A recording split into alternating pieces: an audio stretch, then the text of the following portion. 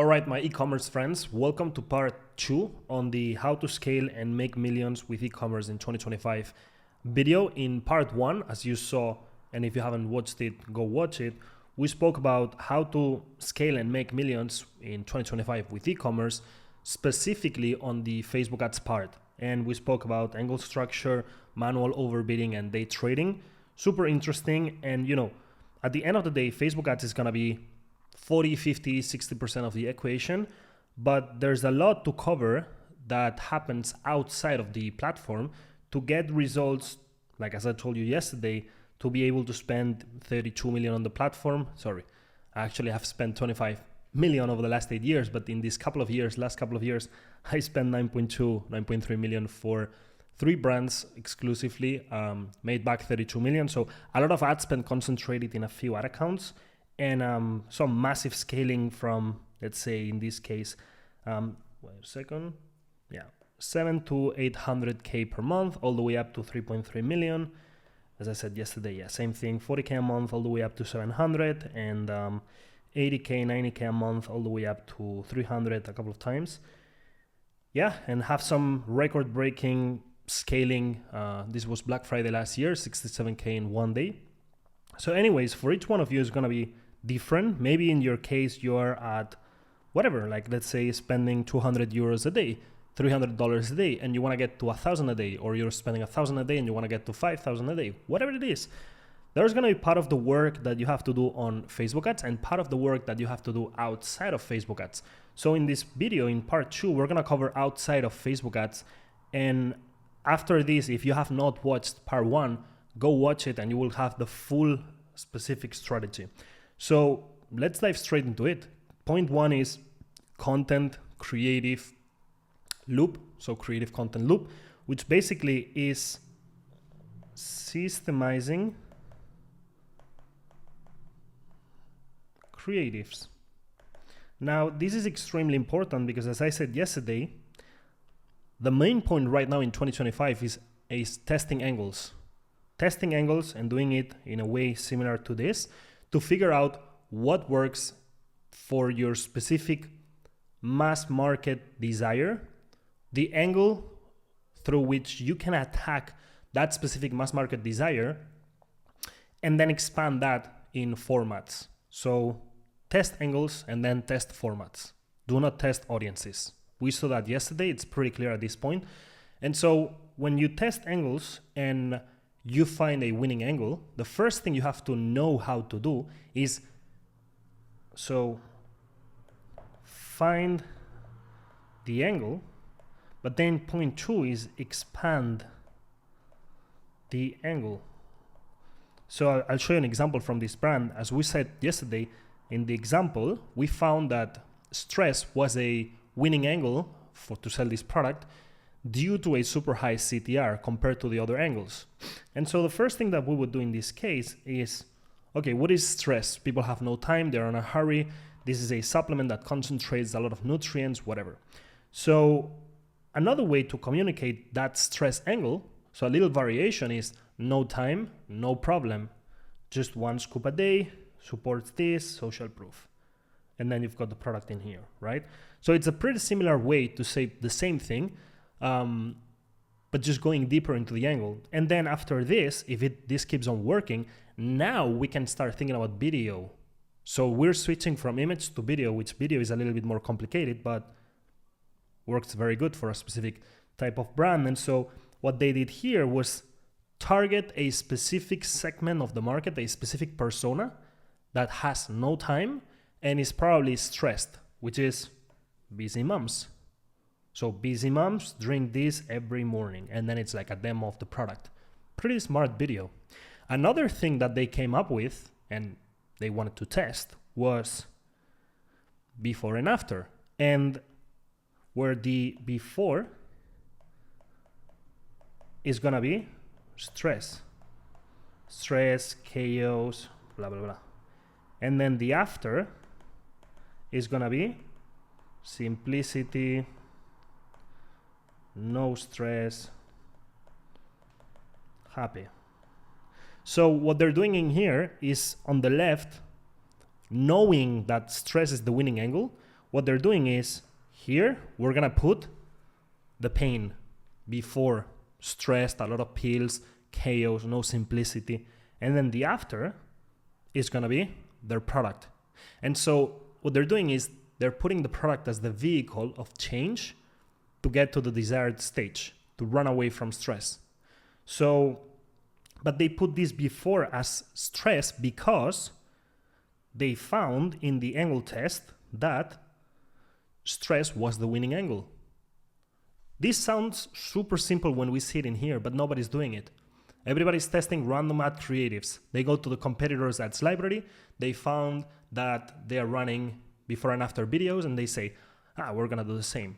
But you have no seed. You've gotta start somewhere, which is this. And then you figure out that stress is the number one thing. And then we think about expanding from stress. What else can we talk about? Because if it was digestion, if that was the winner, you would not be investing money, time, and resources on doing these 2 videos. You would do another thing with digestion, doctors, the gut, whatever, but it would be completely different. And so because it was stress, they're now investing into this. And I will tell you that when you develop there's gonna be a creative pipeline, you want to have a system that constantly puts out 2 things. You will see. Thing number 1 is new hypothesis. And 2 is reiterations of winners.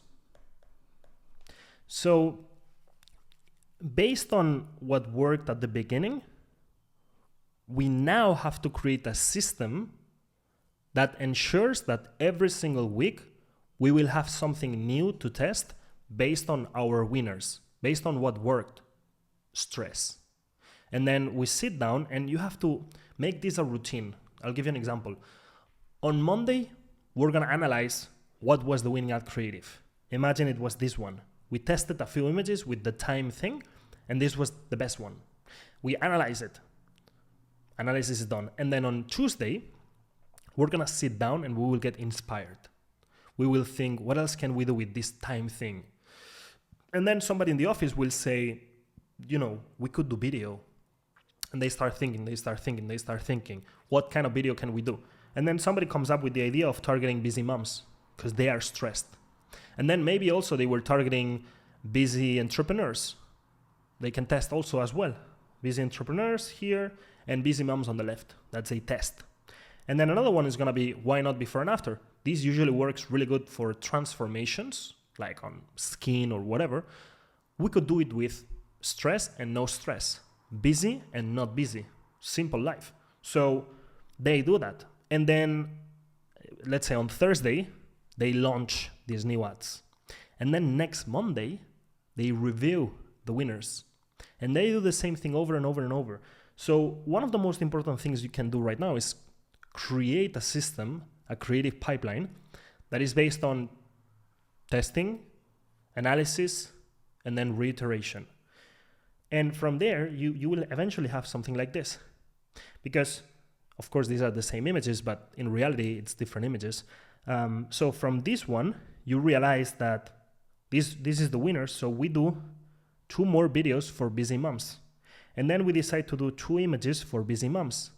And then we do UGC content with reviews about busy moms. And then this thing develops. So this straight line is all about busy moms. And then this other thing from the before and after, we say this is working really, really good.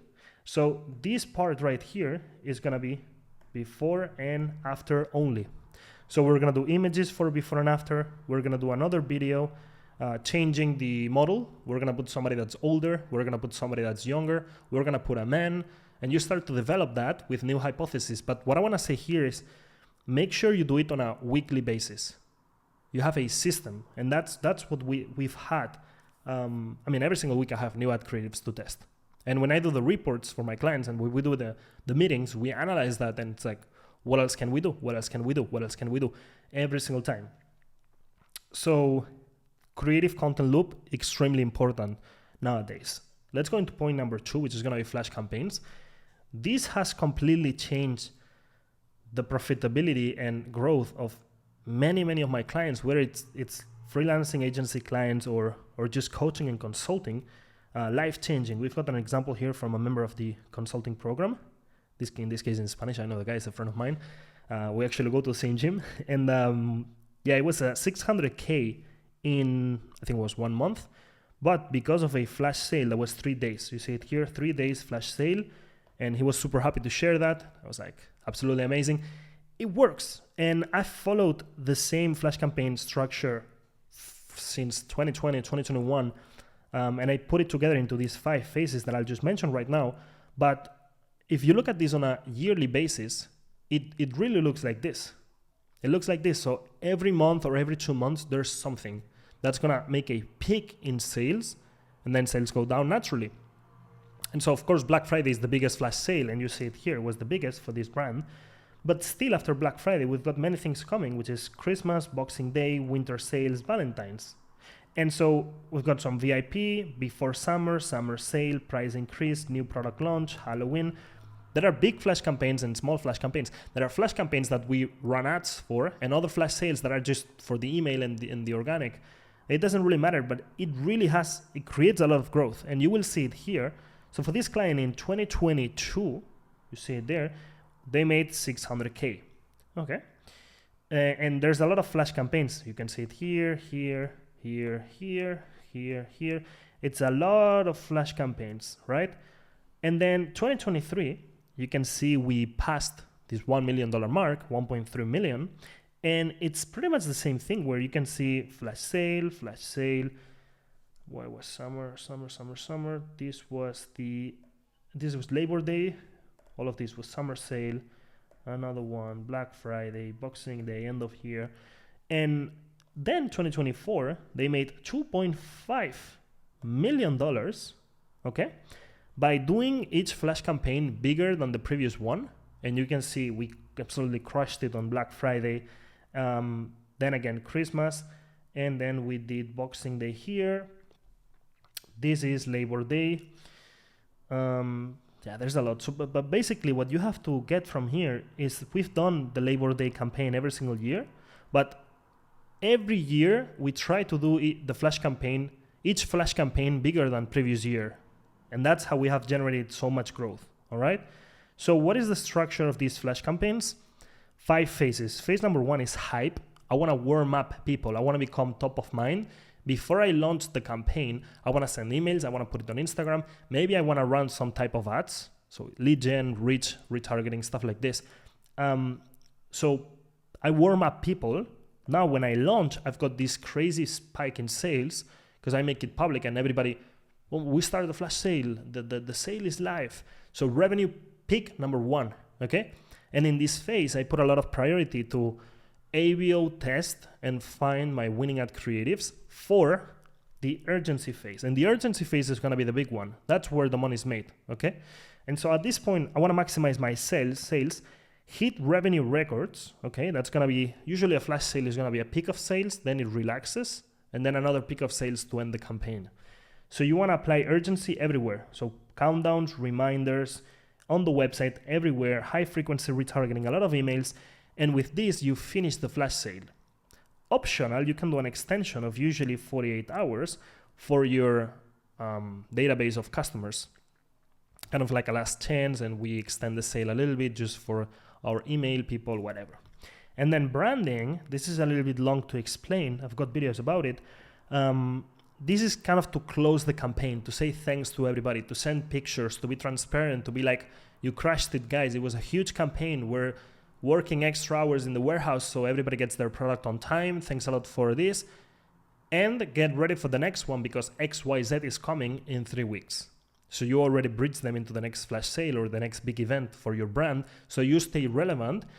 And the emails, the Instagram thing, everything that you do in branding, the goal is to target everybody, not only customers. You want to let everybody know that your campaign was a success and everybody was buying like crazy. Because this way, you're gonna create FOMO. And subconsciously, if I didn't buy, I'm gonna be like, wow, everybody bought, and I was the only one who didn't buy. Did I miss out on something? That's not good. So compare this to just doing a lot of urgency, and when the campaign finishes, you're like, yeah, okay, campaign's done. On to the next thing. You don't say anything. You don't do any branding. You don't do anything. And after 2 days, you send an email that says, hey, here are our bestsellers. Go shop now. It feels awkward because you were pushing like crazy in the urgency. So branding is good to close up the campaign. When it comes to flash sales, we've got 2 types of flash campaigns. Number 1 is market flash campaigns. And this is Black Friday, Christmas, Valentine's, etc. So the market is telling you what's the flash campaign, and this is high competition, but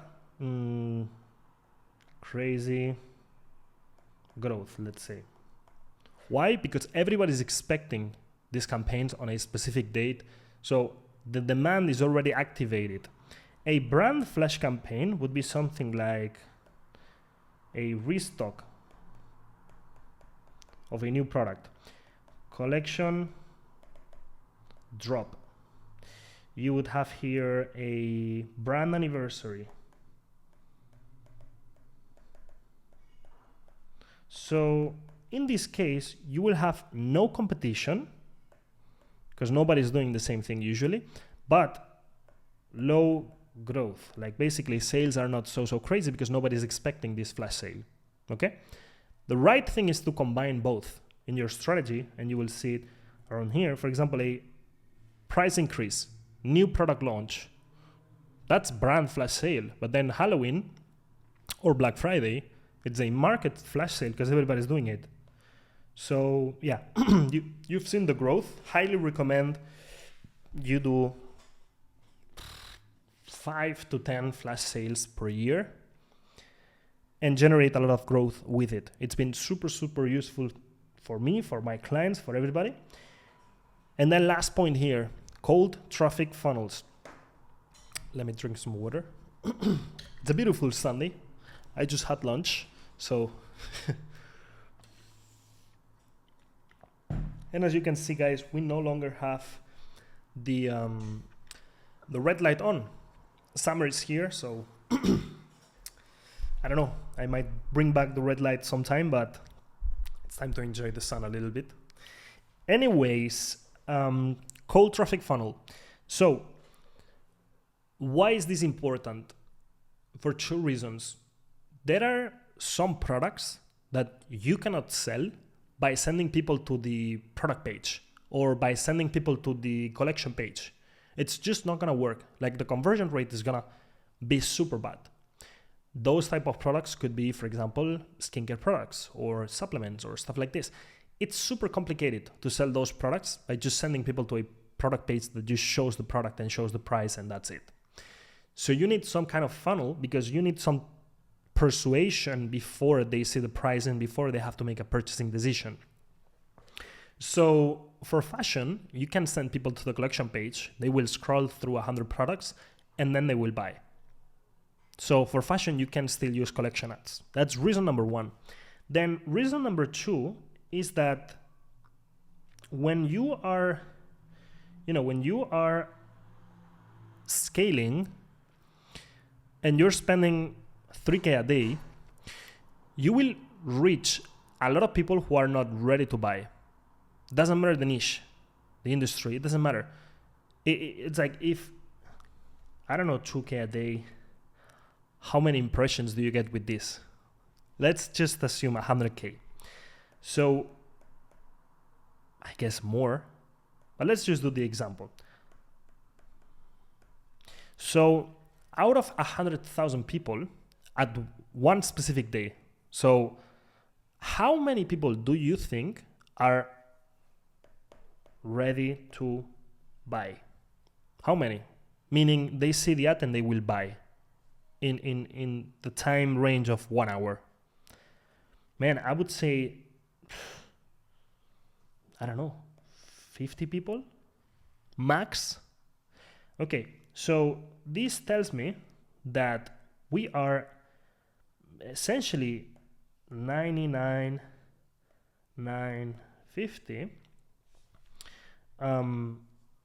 people who will see the ad and they're not like, I'm gonna go to the product page and buy, but maybe they are interested. And so we're missing out on a lot here. And usually at scale, the cost per purchase, CPA, goes up, up, up. Of course, because it happens naturally. Yes, when you scale, your cost per purchase goes up. Yes, but one of the reasons why that happens is because you're reaching a lot of people who are not ready to buy. They might be interested, but they are not ready to buy. And they will respond very well to something like this. 5 reasons the mini Le Plane makes the perfect gift. Okay. I mean, I don't like to see the price in here. Plus, it's expensive, so I will not put it there because you're going to have a pretty high bounce rate, especially for cold traffic.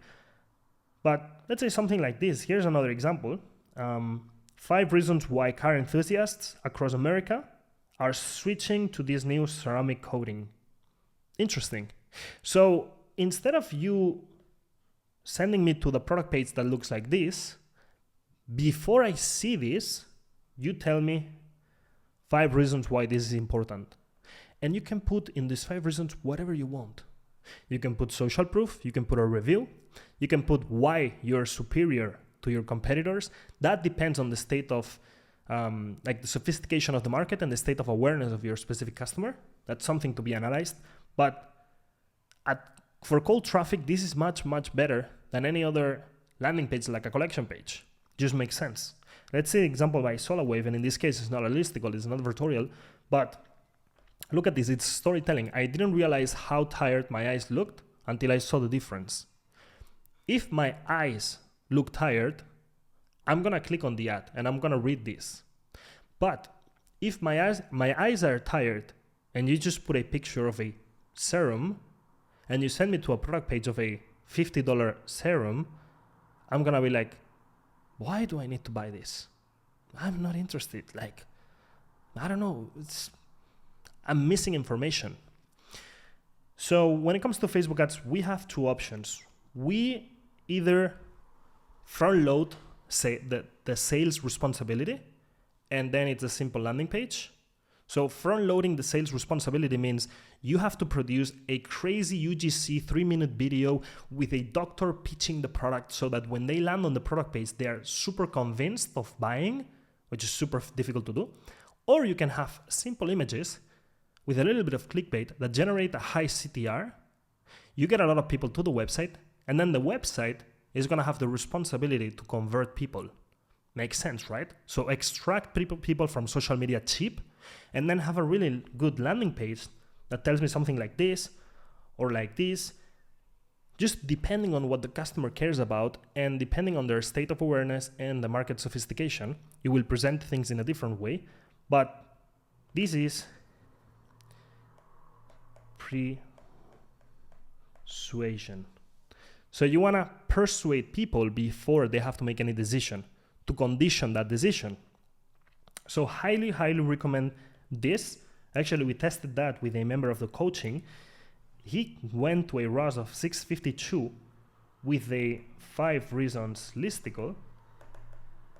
And he's running a product that requires an explanation. So if you send people straight to the product page, people are not kind of ready to buy, or they don't fully understand the product to justify the price in their mind.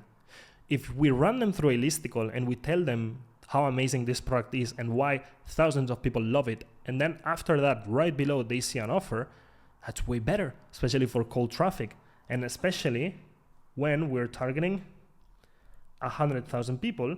Only 50 are ready to buy. Doesn't mean they're gonna buy.